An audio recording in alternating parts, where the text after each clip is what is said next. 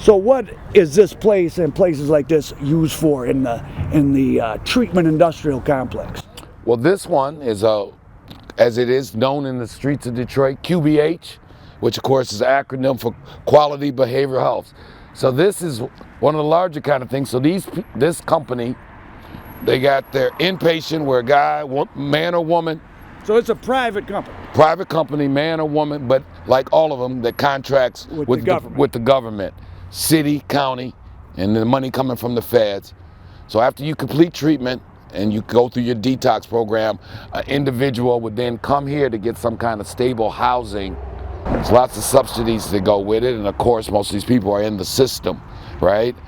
Which means they're getting food stamps or bridge cards, they're getting their SSIs. So these people are almost, it's like a invisible gulag. I mean, you go from maybe jail to drug treatment to this. I mean, you're free to come and go, but none of the resources that is being sent to you, you're in charge of. It's all doled out to service providers. I mean, so you know this neighborhood, one of our last stash houses / places of inequity or drug spots was right around the corner. That same place I end up actually taking people from this hotel before QBH took it to try to give them a better environment, because I already went through my situation. Was approaching 2 decades clean in recovery. And you went through Mariners Inn. Went through Mariners Inn. Shout out to Mariners Inn. Great program. If you've got some loved ones ever in trouble who need to get their life, definitely check out Mariners Inn, which is doing still big, huge things down there across from Little Caesars Arena. So yeah, one of my proudest things is I went from a client there to sitting on the board of directors. We sold a lot of drugs. I consumed a lot of drugs, made a lot of money selling drugs, spent a fortune buying drugs. But the fact that when I decided to get clean and get my life together, that I could go back to a stable family, suburban environment, which is, of course, when I started doing business again, I had such sympathy for people. Because let's be honest, you're in treatment here, but even now with the gentrification, there are drugs on. There's a drug house within 2 blocks of here, right? If it was a summertime, you would still see some strays of people walking in under the horrors of active addiction. So just that temptation, deciding. But everybody is getting diagnosed as dual diagnosis, bipolar, which sets up for the pharmacy business. Okay, so you mean people come in, hey, I have a substance abuse or opiate problem, and they have you see somebody, and everybody just about gets. I'm not joking, 95% get diagnosed bipolar and schizophrenic. Yep. Or depression, bipolar is probably the most common dual diagnosis. Why is that? Because at that point you're open up to all the crisis center support systems and all of the things in the DMC. Meaning those places can contact the county, state, or federal government, depending on the grants, say, hey, we got a new client, here's his bipolar from depression, the doctor. So now they get immediately, the money starts flowing. And let's be honest, we live in a country that love prescribing medications. So now the solution for people who got a drug problem, the new solution is these new drugs.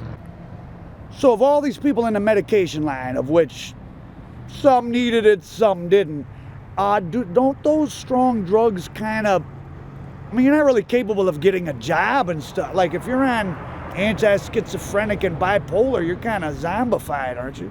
You are on the fast track to get through the system to be diagnosed as completely disabled, with the goal to get you 100% disability. And live somewhere forever.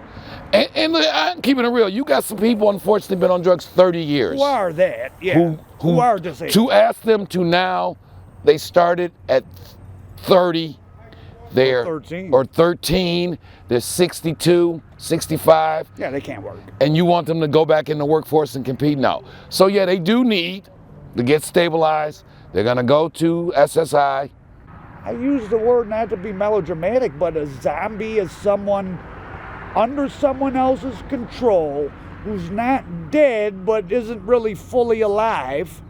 They're sort of being zombified. There's a war going on between the 12-step community and the psychiatric medical community dealing with people with substance abuse issues.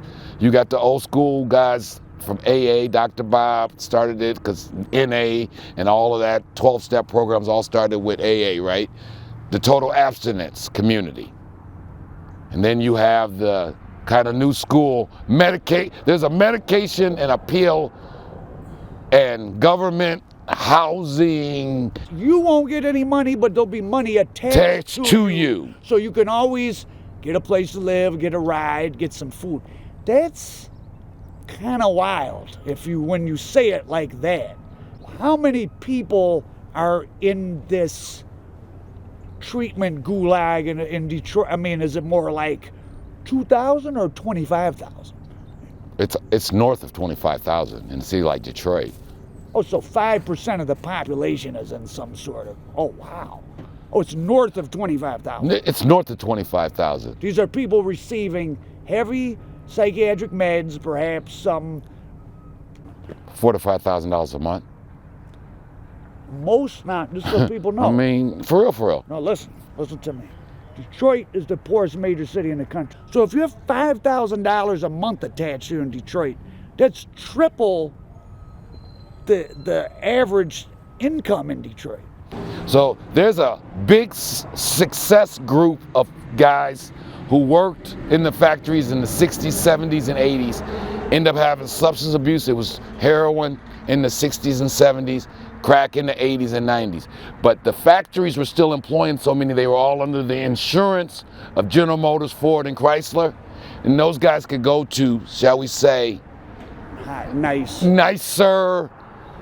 And finally, they had the resources to kind of get stick with them and get insurance. But they weren't getting put in. They didn't have to go through. They didn't have to get diagnosed with bipolar. That's what I'm trying to get to. That's what I'm saying. They got treatment, and then they went back to normal life, and sometimes they stumbled or not, but they were, at least the goal was to get them back to work at the plant. And that's right, yeah. Whereas if you know, that ain't the goal. 5,000 to 6,000 a month attached to people in a city where the per capita income a month's about $1,600. That's interesting. I'm still actively involved in the recovery community, give money, give time, those kind of things.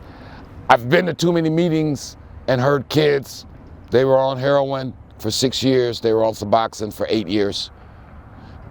But you can function. But they can function. Suboxone is the new methadone.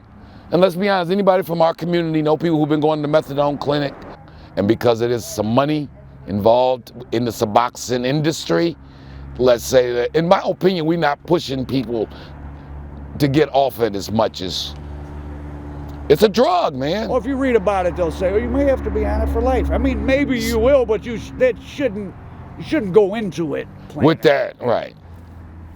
We throw a blanket statement over drug addicts. It's a difference when you're a drug addict and you got family support, and your disease can then get treated, and you got ways but you got people who was already on the fringe of society from the beginning when they substance abuse took over. In fact, that's why some people are in nice households and choose to use drugs, but a lot of people that get involved with heavy, hard drug use to the point they become addicts, it's to ease the pain of something.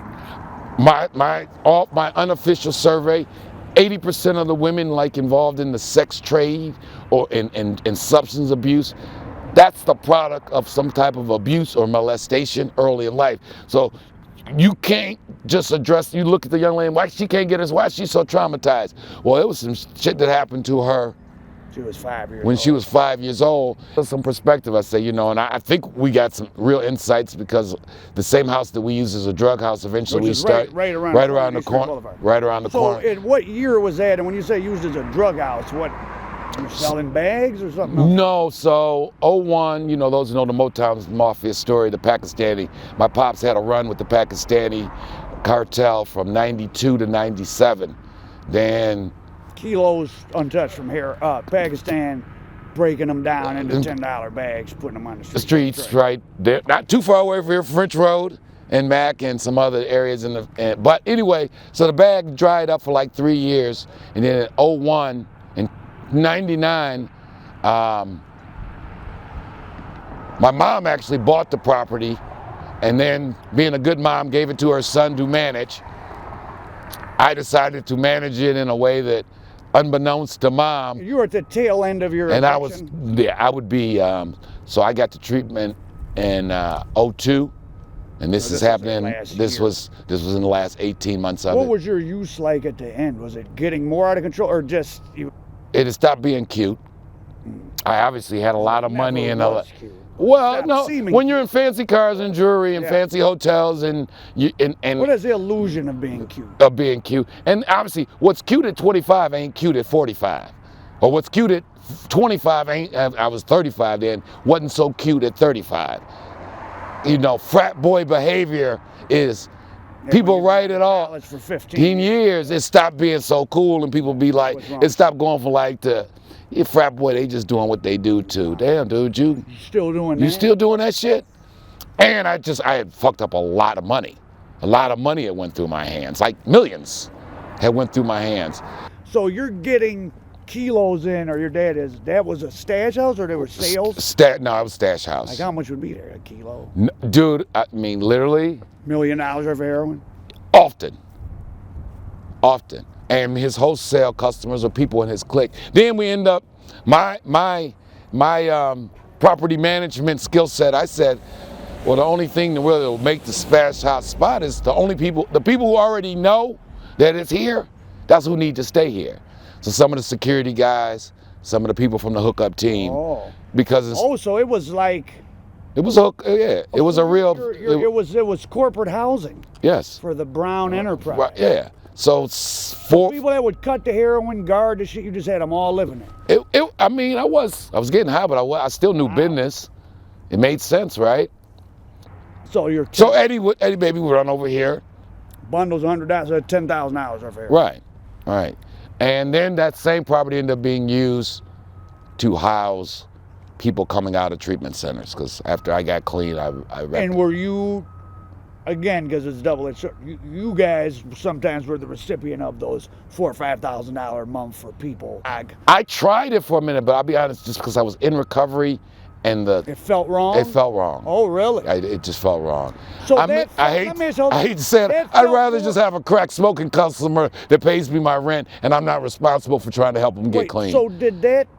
You taking $5,000 a month from somebody who's receiving, well, you'd be receiving their government money because they're bipolar, schizophrenic, you're dispensing medication. That seemed more predatory to you, and you said, oh no, than selling heroin itself. Yep.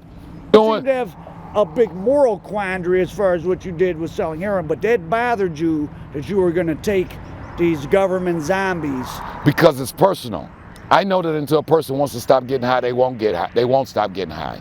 So if you still come to my spot to buy a blow or buy a rock, I know you ain't gonna stop for real till you ready to stop. But now once you done got ready to stop and you stop, if I'm involved with you, that's different. Because you actually trying to, so now I got some real obligations to give you an environment to facilitate you not getting high. You know, if you still want to be out here smoking, turning tricks, that's your decision. I know it on a granular level. You ain't gonna stop. It ain't my fault you getting high. But if your housing is tied to your substance abuse, being a continuing addict, right? Because then I get the what's it called? The doctor that messes with your feet. Oh, podiatrist. I get the podiatrist to come give you a manicure. We're gonna bill you $200 every time you come, and of course now all of a sudden you need your nails done more than a starlet. So now I'm gonna contract a podiatrist. I'm gonna contract a masseuse. Yeah, because your back hurt. Oh, dude, yeah, getting massages paid for by the government? I mean, but don't get me wrong. We need treatment. Again, the battle between the abstinence 12-step and the pharmaceutical I go in and say, industry is real. I'm a heroin addict. They can put me on some stuff that I'm kind of zonked. Industry is real. I'm a heroin addict. They can put me on some stuff that I'm kind of zonked out. I go live in a house. I'm gonna get pedicures and massages as long as I keep taking my pills.